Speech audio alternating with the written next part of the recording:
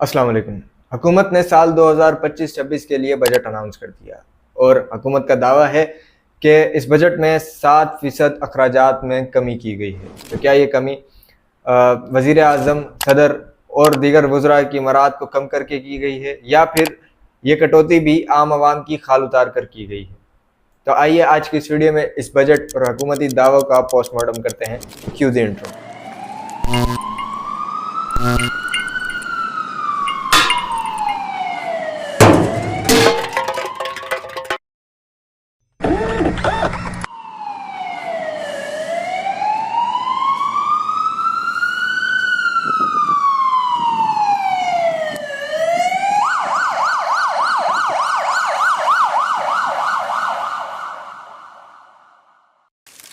तो आइए पहले बात करते हैं हुकूमती दावों और हुकूमती टारगेट्स की, जिसे अनरियलिस्टिक कहा जा रहा है। तो ऐसा क्यों है, आइए जानते हैं। औरंगज़ेब साहब, जो कि फाइनेंस मिनिस्टर हैं पाकिस्तान के, उन्होंने बजट अनाउंस करते हुए ये बताया कि हुकूमत अगले साल यानी 2026 में जीडीपी में 4.2% की ग्रोथ एक्सपेक्ट कर रही है, या फिर 4.2% की ग्रोथ को टारगेट किया गया है। बहुत अच्छी बात है, लेकिन अगर हुकूमत की पास ट्रेजेक्टरी को देखा जाए तो हुकूमत ने पिछले साल 3.6% का टारगेट सेट किया था, लेकिन महज 2.7% पाकिस्तान की जीडीपी में बढ़ोतरी हुई थी। यानी हुकूमत पिछले साल भी अपने टारगेट से चूक चुकी है। इसके अलावा फिस्कल डेफिसिट को 5.9% से कम कर 3.9% तक लाने का टारगेट हुकूमत की जानिब से सेट किया गया है। तो अगर ऐसा होता है और ऐसा नेचुरल फैक्टर्स और ऐसा हेल्दी फैक्टर्स की वजह से होता है, तो ये पाकिस्तान के लिए बड़ी खुशाइंद बात है और एज अ पाकिस्तानी हम इस चीज़ पर बड़े खुश होंगे। लेकिन हमें ये हकीकत भी पता है कि माजी में पाकिस्तान में डेफिसिट को कम करने के लिए क्या हरबे इस्तेमाल किए गए हैं, या कौन सा कन्वेंशनल वे इस्तेमाल किया गया है। कर्ज़ों को ख़त्म करने के लिए कर्ज़ा उठाया जाता है। अब इस सिनेरियो में भी मोस्ट प्रोबेबली हुकूमत नए लोन्स लेकर इस डेफिसिट को पूरा करने की कोशिश करेगी, और जिसका इम्पेक्ट हमें अपने बजट पर देखने को मिलेगा और ज़्यादा, जैसा कि इस साल देखने को मिला। तो अब बात करते हैं एलोकेशंस की। तो सबसे बड़ी एलोकेशन जो इस बजट में हुकूमत की जानिब से की गई है वो है सूद की मद में। इसलिए मैंने कहा कि इन कर्ज़ों का इम्पेक्ट जो कि हुकूमत डेफिसिट को कम करने के लिए लेगी, उनका इम्पेक्ट हमारे बजट में आइंदा साल या आने वाले सालों में देखने को मिलेगा। जैसा कि पास्ट में होता हुआ आ रहा है कि पाकिस्तान के कर्ज़े बढ़ते जा रहे हैं और पाकिस्तान के बजट में कर्ज़ों के सूद को उतारने के लिए एलोकेशन भी बढ़ती जा रही है। और बात अब यहाँ तक आ पहुँची है कि पाकिस्तान का तकरीबन 50% बजट सिर्फ कर्ज़ों की सूद की अदायगी में जाएगा। एक शर्मनाक बात है। हम अपने आप को इस्लामी जमहूरिया पाकिस्तान बताते हैं, और हम एक ऐसी कंट्री है जो कि इस्लाम के नाम पर वजूद में आई, और इस्लाम का जो एक फंडामेंटल ऑब्लिगेशन कह लें, या जो इस्लाम का एक फंडामेंटल असूल है, प्रिंसिपल है और स्टैंस है सूद के ख़िलाफ़, उसी को हमने रोन दिया है, या उसी को हमने पसे पुष्ट डाल दिया है। और याद रहे कि इस्लाम में सूद को अल्लाह ताला और उसके रसूल सल्लल्लाहु अलैहि वसल्लम के ख़िलाफ़ एक जंग के मानिंद समझा जाता है। और जब आप अल्लाह और उसके रसूल के ख़िलाफ़ ऐलान जंग करके किसी निज़ाम को चलाएंगे तो यकीनन रसवाई आपका मुकद्दर होगा। और ये पाकिस्तान की अवाम के लिए भी एक लम्हा फ़िक्रिया है और एक सोचने का मकाम है, अलमिया है पाकिस्तानियों के लिए कि इस सिस्टम ने, इस बदइनवान, बद किरदार और इस जंग आलूद सिस्टम ने किस नहज तक पाकिस्तान को पहुंचा दिया है, किस तबाही के रास्ते पर पाकिस्तान को डाल दिया है कि आज पाकिस्तान के बजट का 50% हिस्सा सूद की अदायगी में जा रहा है। ये वो पैसा है जो आपके, मेरे और सब पाकिस्तानियों के बच्चों के मुस्तकबिल पर लगना चाहिए था, जो हमारे एजुकेशन सिस्टम पर लगना चाहिए था, जो हमारे हेल्थ सेक्टर पर लगना चाहिए था, जो हमारे इंफ्रास्ट्रक्चर पर लगना चाहिए था। वो पैसा आज सूद की अदायगी में जा रहा है। ये मेरे लिए और तमाम पाकिस्तानियों के लिए एक लम्हा फ़िक्रिया और एक अलमिया है, एक अलार्मिंग सिचुएशन है कि हम लोग रीथिंक करें, हम लोग इस बारे में सोचें कि हमने अपने मुल्क की भागदौड़ किन लोगों के हाथ में दी हुई है, किस सिस्टम के हाथ में दी हुई है, और अपने कॉन्स्टिट्यूशनल राइट्स को इस्तेमाल करते हुए इस निज़ाम के खिलाफ ऐलान बगावत करें। अब भारत के साथ होने वाली हालिया झड़पों के बाद फेडरल बजट 2025-26 में डिफेंस एलोकेशन 17% से बढ़ाकर 2.55 खरब रुपए कर दी गई है। फौज की लीडरशिप से 100 इख्तलाफात सही, लेकिन ये बात अनडिनाइबल है कि पाकिस्तान की सॉवरेनिटी, पाकिस्तान की सालमियत और पाकिस्तान की एग्जिस्टेंस हमारी आर्म्ड फोर्सेस के साथ जुड़ी हुई हैं, और हम अपनी आर्म्ड फोर्सेस को दुश्मन के मुकाबले में इनकॉम्पिटेंट नहीं छोड़ सकते, और उन्हें मजबूत करने के लिए हमें अगर अपने पेट पे पत्थर भी बांधने पड़े तो हम बांधेंगे। लेकिन इसका हरगिज़ ये मतलब नहीं कि हमारी आर्म्ड फोर्सेस को लीव एंड लाइसेंस है कि वो अपने कॉन्स्टिट्यूशनल हदूद से तजावुज़ करके अपने इख्तियारात से बाहर चीज़ों में मुदाखलत करें। अब इस मैसिव एलोकेशंस के साथ हम अपनी आर्मी से एटलीस्ट ये एक्सपेक्ट करते हैं कि वो जो प्रोफेशनलिज्म हिस्टोरिकली शो करते हुए आए हैं, हिस्टोरिकली जो डेकोरम बरकरार करती हुई आई है हमारी आर्मी, उसको फ्यूचर में भी वो मेंटेन रखेंगे और एटलीस्ट अपने प्रोफेशनलिज्म पे, अपने डेकोरम पे कोई कॉम्प्रोमाइज़ नहीं करेंगे। और जो एक स्टैंडर्ड पाकिस्तानी आर्मी का सेट हो चुका है, जो एक लोहा पाकिस्तानी आर्मी ने अपना दुनिया में मनवाया है, उस स्टैंडर्ड से हमारी आर्म्ड फोर्सेस नहीं गिरेंगी। इसके अलावा इंटरेस्ट पेमेंट्स के बाद जो दूसरी सबसे बड़ी एलोकेशन इस बजट में हमें देखने को मिली है, वो है NFC अवार्ड्स के अंदर पाकिस्तान के सब सूबों को 8.2 खरब रुपए की अमाउंट की एलोकेशन, यानी 8.2 खरब रुपए इस बजट में पाकिस्तान के सूबों को एलोकेट किए गए हैं या उनके लिए मुख्तस किए गए हैं। अब ये अमाउंट कोई छोटी अमाउंट नहीं, लेकिन सवाल ये है कि ये पैसा जाता कहाँ है। और ये सवाल आपको, चाहे आप सिंधी हो या बलूचिस्तान से ताल्लुक़ रखते हो, KPK से ताल्लुक़ रखते हो या पंजाब से ताल्लुक़ रखते हो, हर पाकिस्तानी को ये सवाल उठाना चाहिए कि ये पैसा 8.2 खरब रुपए कहाँ जाएगा और कहाँ जाता रहा है। क्योंकि हमें ना तो अपने रोड्स और इंफ्रास्ट्रक्चर बेहतर होते हुए नज़र आ रहे हैं, ना हमें बेसिक नेसेसिटीज़ जैसे कि एजुकेशन या फिर हेल्थ सिस्टम, अच्छा हेल्थ सिस्टम हमें मिला है, ना और कोई डेवलपमेंट हमें अपने शहरों में या फिर अपने सूबों में या फिर अपने मुल्क में देखने को मिली है। सो द क्वेश्चन रिमेंस कि पैसा जाता कहाँ है।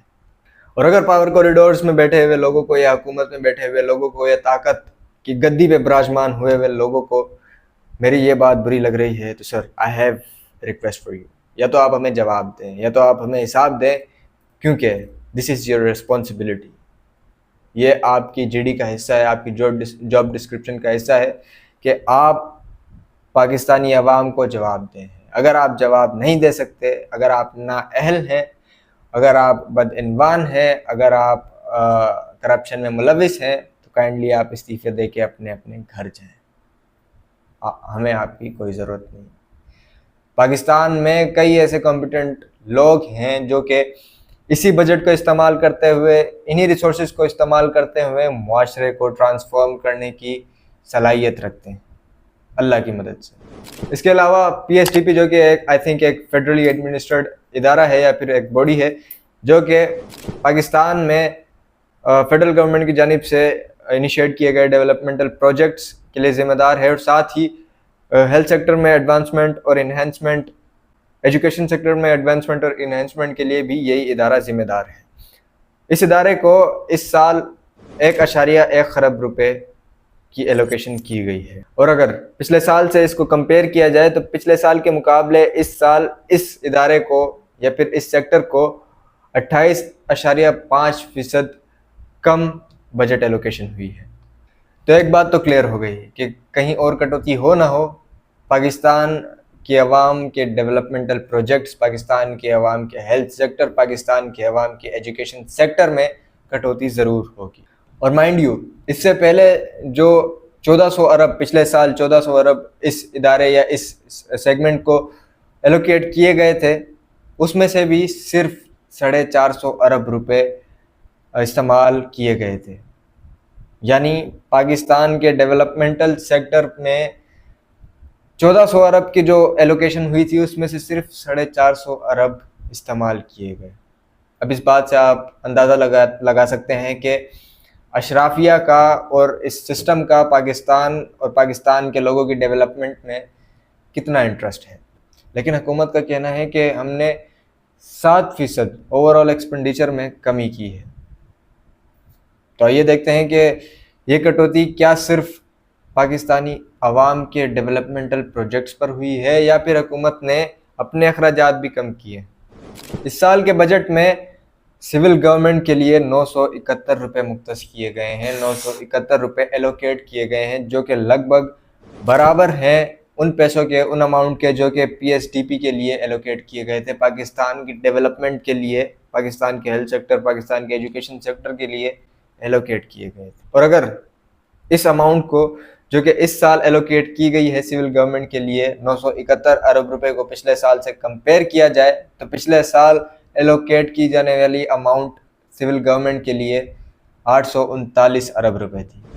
यानी हुकूमत ने अपने लिए इस साल के बजट में तकरीबन 100 अरब रुपए बढ़वाए हैं, 100 अरब रुपए की इंक्रीमेंट हुई है। और on the other hand Pakistan के डेवलपमेंटल प्रोजेक्ट्स के लिए जो एलोकेशन हुई है उसमें 28% की कमी की गई है। तो इस बात से आपको अंदाज़ा हो जाना चाहिए कि हुकूमत ने ये जो 7% की कमी की है, 7% का जो एक्सपेंडिचर्स में कट लगाया है, वो पाकिस्तान की आवाम की खाल उतार कर लगाया है या फिर अपने अखराजात कम करके। हमेशा की तरह पाकिस्तान की आवाम को चक्की में पीस दिया गया। और यही नहीं, साल 2025 में, मैं इसी साल की बात कर रहा हूँ, नेशनल असेंबली के अरकान की तनख्वाहों में 170 से लेकर 300% तक इजाफा किया गया। जी हाँ, मैं इसी गरीब मुल्क पाकिस्तान की बात कर रहा हूँ जिसमें डेवलपमेंटल प्रोजेक्ट्स में 28% का कट लगाया गया है। और वहीं अशराफिया और सिस्टम के बेनिफिशरीज के लिए 170 से 300% की इंक्रीमेंट की गई है। इसके अलावा पंजाब असेंबली ने दिसंबर 2024 में अपने अरकान की सैलरीज में 426% का इजाफा किया। जी हाँ, मैं इसी पाकिस्तान की बात कर रहा हूँ जो IMF के पास कर्ज के लिए भागा जाता है, $1 अरब के बेल आउट के लिए भागा जाता है, उनके तरले करता है। इसके अलावा बजट में बताया गया कि हुकूमत PIA, रोजवेल्ट समेत 40 से ज़्यादा नेशनल एंटिटीज़ को प्राइवेटाइज करने की इंटेंशन रखती है, उन्हें प्राइवेटाइज किया जाएगा साल 2026 में। तो इस चीज़ से आप अंदाज़ा लगा सकते हैं कि इनकी गवर्नेंस का क्या लेवल है, इनकी कॉम्पिटेंसी का क्या लेवल है कि इनसे नेशनल एसेट्स नहीं संभाले जा रहे और ये हमारे ऊपर हुक्मरान बनकर मुसल्लत हुए हैं। इस बजट में हुकूमत ने 1.055 ट्रिलियन रुपीज़ पेंशन्स की मद में एलोकेट किए हैं, जिसमें सिविल पेंशन्स और मिलिट्री पेंशन्स भी शामिल हैं। तो अगर पेंशन्स की बात की जाए तो कुछ इंडिविजुअल्स या फिर कुछ इदारे ऐसे हैं जो कि वाकई ही डिज़र्व करते हैं पेंशन लेना, क्योंकि उन्होंने अपने मुल्क के लिए इतनी सर्विसेज दी होती हैं और उन्होंने अपनी जॉब में अपने आप को इतना इन्वॉल्व और इतना इन्वेस्ट किया होता है कि वो रिटायरमेंट के बाद इस पेंशन को एंजॉय करना डिज़र्व करते हैं। जैसे कि हमारे फौजी हो गए जो कि बॉर्डर पर जाकर अपनी जान हथेली पर रख कर, अपनी फैमिली से दूर रहकर अपनी खुशियाँ कुर्बान कर कर मुल्क के लिए लड़ते हैं, वज़ीरिस्तान में जाके अपनी जानें कुर्बान करते हैं। ये लोग डिज़र्व करते हैं पेंशन लेना सरकारी ख़जाने से, और most of them are doing this for their country. यानी उन्हें सैलरी तो मिलती है, लेकिन 40,000 की सैलरी के एवज आप अपनी जान तो नहीं दे सकते।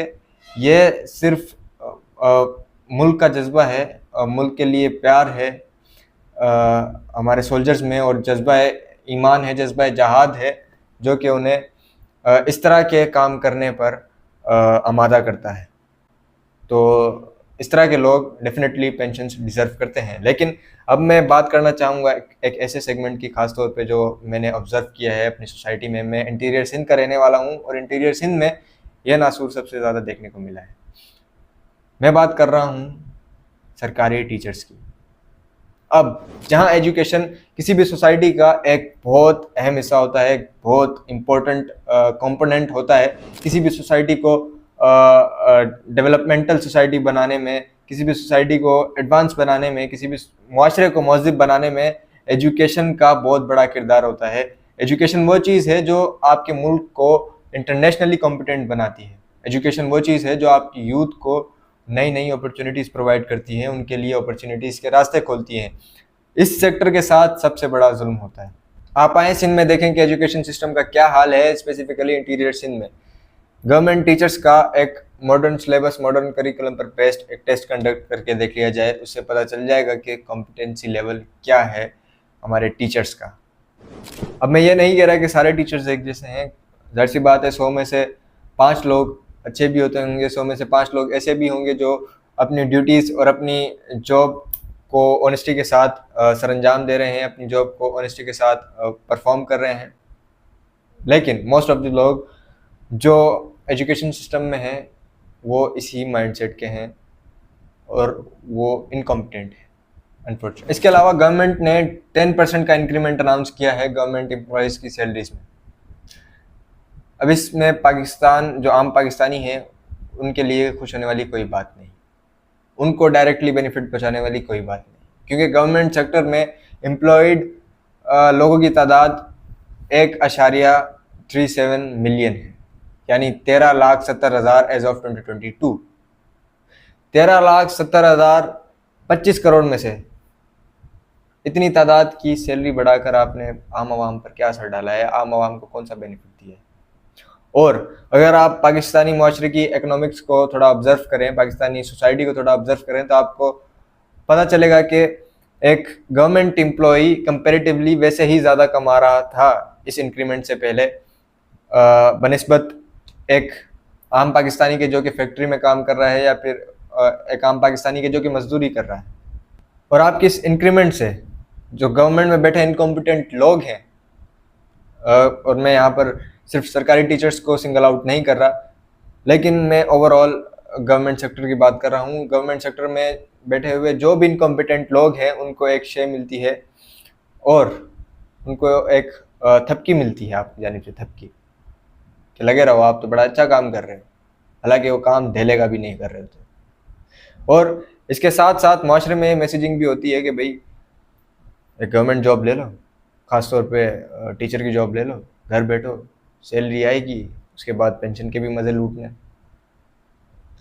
तो आपका ये कदम भी माशरे के लिए या पाकिस्तानियों के लिए खासा बेनिफिशियल नहीं है। तो अब आते हैं जी BISP प्रोग्राम पर। BISP AKA लॉलीपॉप, और मैं आपको आगे बताऊंगा कि लॉलीपॉप कैसे है। तो इस प्रोग्राम के लिए हुकूमत ने पिछले साल के मुकाबले बजट को बढ़ाकर 722 अरब रुपए कर दिया है। अब ये प्रोग्राम बज़ाहिर तो आपको एक पॉवर्टी के ख़िलाफ़ माज लग रहा होगा हुकूमत का, कि हुकूमत कोई जिहाद कर रही है पॉवर्टी के ख़िलाफ़, लेकिन ऐसा नहीं। ये एक लॉलीपॉप के तौर पर इस्तेमाल किया जाता है ये प्रोग्राम। भाई अगर आपको आम पाकिस्तानी की इतनी फ़िक्र है, पाकिस्तान के देही इलाकों में रहने वाले लोगों की इतनी फ़िक्र है, रूरल एरियाज़ के लोगों की इतनी फ़िक्र है, तो सबसे बड़ा जो हमारे मुआशरे में अभी मसला है, सबसे बड़ी जो प्रॉब्लम है, सबसे बड़ा जो इशू है जिसे एड्रेस करने की ज़रूरत है, वो है एजुकेशन। आप रूरल एरियाज़ में अच्छी एजुकेशन प्रोवाइड करें, क्वालिटी एजुकेशन प्रोवाइड करें, उनको कॉम्पिटेंट बनाएं, लेकिन आप ऐसा नहीं करेंगे, क्योंकि एक बार उनके पास तालीम आ गई, उनके पास शऊर आ गया, तो आपके इस तकियानूस और जंग आलूदा निज़ाम को रिजेक्ट कर देंगे। इसलिए आप उन्हें इन 4-4, 5-5 हज़ार के वज़ाइफ पर रखते हैं, जो कि हर महीने 2 महीने बाद उन्हें मिल जाते हैं, और ये एक लॉलीपॉप के तौर पर इस्तेमाल किया जाता है अपनी वोटर बेस पक्का करने के लिए, ख़ास तौर पर रूरल एरियाज़ में, क्योंकि रूरल एरियाज़ में कंपैरेटिवली इंटेलेक्चुअल लेवल थोड़ा कम है। रूरल एरियाज़ में लोग सवाल नहीं करते, रूरल एरियाज़ में एलीट कैप्चर ज़्यादा है, रूरल एरियाज़ में फ्यूडलिज्म की जड़ें मजबूत हैं। तो इसी वजह से आप रूरल एरियाज़ को ज़्यादा एक्सप्लॉइट कर पाते हैं ये 4-4, 5-5 हज़ार के वज़ाइफ का लॉलीपॉप देके उन्हें वहाँ पर अपनी वोटर बेस पक्की करते हैं। तो कुछ इस तरह आवाम के जो बड़े बड़े मसाइल हैं, जैसे कि एजुकेशन सिस्टम हो गया, जैसे कि हेल्थ सेक्टर हो गया, जैसे कि आपका रोड्स एंड इंफ्रास्ट्रक्चर हो गया, ये मसाइल पसे पुष्ट डाल दिए जाते हैं और चार 5-5 हज़ार के वज़ाइफ हर 2 महीने बाद दे दिए जाते हैं, जिससे इवेंचुअली इलेक्शन वाले दिन वैन्स भर भर के आती हैं औरतों की। ख़ासतौर पर इसमें टारगेट जो होती हैं वो हमारी औरतें होती हैं, हमारी माएँ बहनें होती हैं, उनकी वैन्स भर भर के आती है और जिए भुट्टो तीर पे ठप्पा। इसके अलावा BISP प्रोग्राम पाकिस्तान में मौजूद हर दूसरे प्रोग्राम और प्रोजेक्ट की तरह करप्शन की एक्यूजेशंस में रहा है। फिस्कल ईयर 2023-24 में BISP प्रोग्राम में 141 अरब रुपए के घोटाले का इंकशाफ हुआ, जिसमें 116 अरब रुपए 30 लाख ऐसे CNICs पर इशू किए गए थे, एलोकेट किए गए थे, जो कि या तो इनवैलिड थे या फिर एक्सपायर्ड CNICs थे। तो जो लोग समझ रहे हैं ना कि ये बड़ा कोई नेकी का काम कर दिया, बड़ा कोई पॉवर्टी के खिलाफ जहाद है और हुकूमत जो है आम पाकिस्तानियों के लिए कोई सॉफ्ट कॉर्नर रखती है, भूल है भाई, आपकी भूल है। चूँकि पाकिस्तान में हर प्रोजेक्ट, कोई ऐसा project I don't think so कि है कि जिसमें करप्शन की एलिगेशंस ना हो, जिसमें करप्शन की एक्यूजेशंस ना हो, जिसमें करप्शन के खदशात ना हो। तो अब इस तरह की सराउंडिंग में रह के, इस तरह के मुआशरे में रह के, इस तरह के करप्ट सिस्टम में रह के, करप्शन अपनी सराउंडिंग में देख के मेरी परसेप्शन एज एन इंडिविजुअल मैं आपको बता रहा हूँ कि ये बन गई है कि अब सरकार ये सिस्टम जो मर्जी प्रोजेक्ट लॉन्च कर ले, पहली बात जो मेरे दिमाग में क्लिक होगी वो होगी करप्शन। इसके अलावा हुकूमत ने 1186 अरब रुपए सब्सिडीज की मद में एलोकेट किए हैं इस बजट में।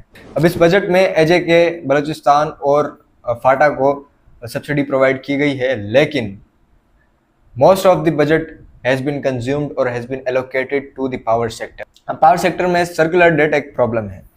अब तक पाकिस्तान की हुकूमत पर सर्कुलर डेट टोटल 2.7 खरब रुपए हो चुका है और हर साल ये 150 से 200 अरब रुपए बढ़ रहा है। और इवेंचुअली अगर किसी पर इसकी रिस्पॉन्सिबिलिटी लाए करती है तो वो हुकूमत इटसेल्फ है, वो हमारी स्टेट है, क्योंकि इनकी बैड गवर्नेंस की वजह से पावर सेक्टर में इतनी खराबियां पैदा हुई और पावर सेक्टर खसारे में जा रहा है। लेकिन इन सब्सिडीज़ का जो कि हुकूमत ने पावर सेक्टर को प्रोवाइड की है, इसका एक सिग्निफिकेंट चंक IPPs की पेमेंट्स में जाता है। और IPPs के साथ जो हमारी हुकूमतों ने मुआहदे किए हैं, जिस तरीके के मुआहदे हैं, जिस कदर वो कमज़ोर हैं, उन मुआहदों को अवाम दुश्मन, मुल्क दुश्मन मुआहदों के अलावा कुछ नहीं कहा जा सकता, क्योंकि IPPs को कोई सरोकार नहीं कि पाकिस्तान में बिजली की कंजम्पशन है या नहीं। सरकार को बिजली के कंजम्पशन के बाद पैसे आ रहे हैं या नहीं आ रहे, बिजली कंज्यूम हो रही है या नहीं हो रही, IPPs को कोई सरोकार नहीं। IPPs को गवर्नमेंट पे करने की ऑब्लिगेटरी है, यानी IPPs अपना प्रॉफिट हर सूरत सिक्योर करेगी। और जो सबसे बद्दी शिक मुझे इन मुआहदों की लगती है और जो सबसे बड़ा जुल्म या फिर एक किस्म की बैक स्टेबिंग जो हमारे इस निज़ाम ने और हमारी हुकूमतों ने बिला तफरीक पाकिस्तानियों के साथ किया है, वो जुल्म है IPPs को कैपेसिटी चार्जेस पे करना, कैपेसिटी चार्जेस की मद में पैसे पे करना। यानी भले ही IPPs बिजली प्रोड्यूस कर रही है या नहीं कर रही, हुकूमत उन्हें कैपेसिटी मेंटेन करने के पैसे देगी। इस कदर अवाम दुश्मन मुआहदे किए आप लोगों ने। और कुछ साल ऐसे भी रहे हैं पाकिस्तान में जब इन IPPs को 60% पेमेंट कैपेसिटी चार्जेस के मद में की गई, यानी 60% जो इनको अदायगी की गई पैसों की, वो उस बिजली के मद में की गई जो कभी पाकिस्तानियों ने कंज्यूम ही नहीं की। और एक और अवाम को अजियत में मुब्तला करने वाली पॉलिसी या फिर अवाम को तकलीफ पहुंचाने वाली पॉलिसी इस बजट में जो इंट्रोड्यूस करवाई गई, वो थी सोलर पैनल्स पर टैक्सेशन इंक्रीज करना। यानी आप क्या चाहते हैं इस चीज़ से, आप क्या अचीव करना चाहते हैं, इस चीज़ से आप क्या शो करना चाहते हैं? आप आवाम को बाउंड करना चाहते हैं कि इलेक्ट्रिक्स और वापडा जैसे इदारों पर कि वो 15-15, 16-16 घंटे की लोड शेडिंग में इनको जलील और रुसवा रखें। 15-15, 16-16 घंटे की लोड शेडिंग में इनके घरों में पंखे ना चलें, इनके बच्चे गर्मी की वजह से रोते रहें। जिस दिन आपको कराची के किसी ऐसे इलाके में फेंका जाएगा जहां 15-15, 16-16, 18-18 घंटे लोड शेडिंग होती है और कई कई दिनों तक भी इनफैक्ट लाइट नहीं आती, जब आप लोगों को, अशराफिया को, ये जो जिन्होंने ये बजट पास किया है, या फिर इस सिस्टम के बेनिफिशरीज को जब उन घरों में, उन इलाकों में वही घर लेके दिया जाए जिसमें एक आम इंसान, एक आम पाकिस्तानी रह रहा है, और उसी घर में इनको इनकी बीवी बच्चों के साथ रखें, तब इनको एहसास ज़रूर होगा। लातों के भूत बातों से नहीं मानते। तो अब आते हैं कंक्लूजन पर, बॉटम लाइन पर, कि इस वीडियो से हम क्रक्स क्या हासिल कर सकते हैं। तो क्रक्स ये है कि ये जो हमारा करंट निज़ाम है, ये बोसीदा, जंगालूद और अवाम मुखालिफ निज़ाम, ये कभी भी आपकी, मेरी और आम पाकिस्तानियों की भलाई के लिए इक़दामात नहीं उठाएगा, हमारी फलाह बहबूद के लिए इक़दामात नहीं उठाएगा, पाकिस्तान के आम शहरी की खुशहाली के लिए इक़दामात नहीं उठाएगा। तो इन लोगों को आप अपना वेल विशर न समझें, ये आपके वेल विशर नहीं है। चाहे चेहरे बदलते रहें, चाहे प्राइम मिनिस्टर की सीट पर आकर मियाँ मोहम्मद नवाज शरीफ बैठ जाएँ, शहबाज शरीफ बैठ जाएँ, इमरान खान बैठ जाएँ, बिलावल भुट्टो जरदारी बैठ जाएँ, लेकिन ये निज़ाम अपनी जड़ें इतनी मजबूत कर चुका है कि इन्हें वही बंदा साफ़ कर सकता है, इस निज़ाम को वही बंदा ठीक कर सकता है, बल्कि ये ठीक नहीं होगा, टॉप टू बॉटम ये निज़ाम ख़राब है, ये निज़ाम तोड़ा जाएगा, और इस निज़ाम को वही बंदा तोड़ सकता है जिसके साथ पाकिस्तान की आवाम खड़ी हो। ये निज़ाम आम पाकिस्तानी तोड़ सकते हैं। जिस दिन पाकिस्तान एक कौम बन गया, पाकिस्तानी एक कौम बन गए, उस दिन ये निज़ाम अपनी आखिरी सांसें गिनेगा, इंशाअल्लाह। तो किसी भी निज़ाम को चेंज करना एक ग्रेजुअल प्रोसेस है, और one of the first and initial steps of any change is to mobilize people and spread awareness। तो आप भी अवेयरनेस स्प्रेड करने में अपना हिस्सा डाल सकते हैं, आप भी आगाही फैलाने में अपना हिस्सा डाल सकते हैं ये वीडियो शेयर करके। तो इस वीडियो को लाजमी शेयर करें ऐसे लोगों में, अपने ऐसे दोस्तों में, अपने घर वालों में, या अपने अजीज़ व क़ारिब में, जिनके बारे में आपको लगता है कि ये अभी भी इस निज़ाम की हकीकत से नावाकिफ़। तो आज की इस वीडियो के लिए इतना ही। आपका देखने का बहुत शुक्रिया। अल्लाह हाफ़िज़।